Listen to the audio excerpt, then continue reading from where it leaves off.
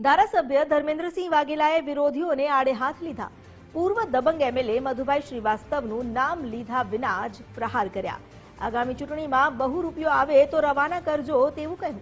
બહુ રૂપિયાને જૂતાનો હાર પહેરાવી રવાના કરજો। કોઈથી ગભરાતા નહીં, હું નહીં તમે ધારાસભ્યો છો તેવું નિવેદન ધર્મેન્દ્રસિંહે આપ્યું। 2022માં ડિપોઝિટ ગુમાવનારા ફરી સેવા કરવા આવ્યા છે। જનતાને કોઈ ગેરમાર્ગે દોરશે તો ઈંટનો જવાબ પથ્થરથી આપીશ। વાઘોડિયા ખાતે સ્નેહ મિલન સમારોહમાં ધારાસભ્યએ આકરા પ્રહાર કર્યા। વાઘોડિયાના પાંચ દેવલામાં જિલ્લા પંચાયતની બેઠકને લઈને સ્નેહ મિલન યોજાયું હતું। ધારાસભ્ય ધર્મેન્દ્રસિંહ વાઘેલાના નિવેદનથી રાજકારણ ગરમાયું છે। વાઘોડિયા ખાતે જે સ્નેહ મિલન સમારોહ યોજાયો તેમાં ધારાસભ્ય આપેલા આ નિવેદન બાદ હવે રાજનીતિ પણ ગરમાઈ છે। નામ લીધા વિના જ પૂર્વ એમએલએ મધુ શ્રીવાસ્તવ પર તેમણે પ્રહાર કર્યા। ધારાસભ્ય ધર્મેન્દ્રસિંહ વાઘેલાએ જે નિવેદન આપ્યું તેને લઈને હવે ચર્ચાઓ શરૂ થઈ છે।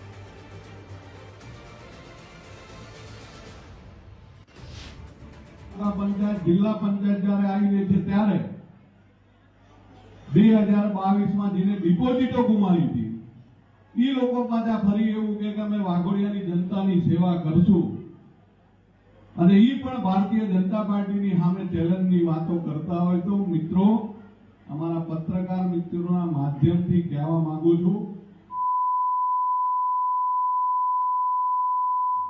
એટલે એવો કોઈ પ્રયત્ન કરતા નહીં।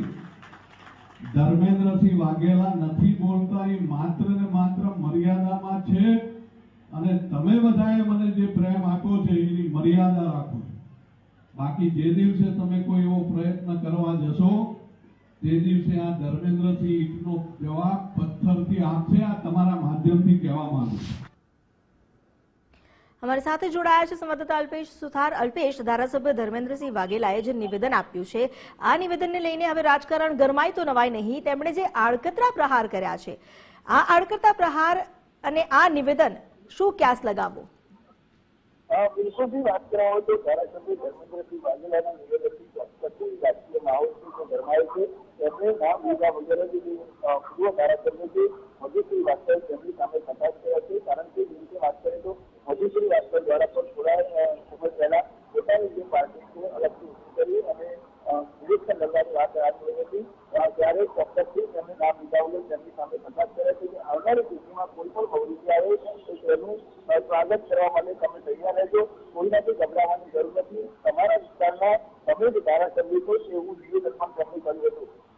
એટલે ચોક્કસ જે રીતે આગામી ઇલેક્શન આવી રહ્યું છે તેના બાદ ધારાસભ્ય હોય અથવા તો પૂરા ધારાસભ્ય હોય તે પોતપોતાની પહેલા વિસ્તારવાના પૂરેપૂરા મોડમાં હોય તે પ્રકારના દ્રશ્યો જોવા મળ્યા છે। 2022માં પણ જે ડિપોઝિટ ગુમાવનારાઓ ફરી એકવાર સેવાના નામે બેવડાવવામાં આવ્યા છે।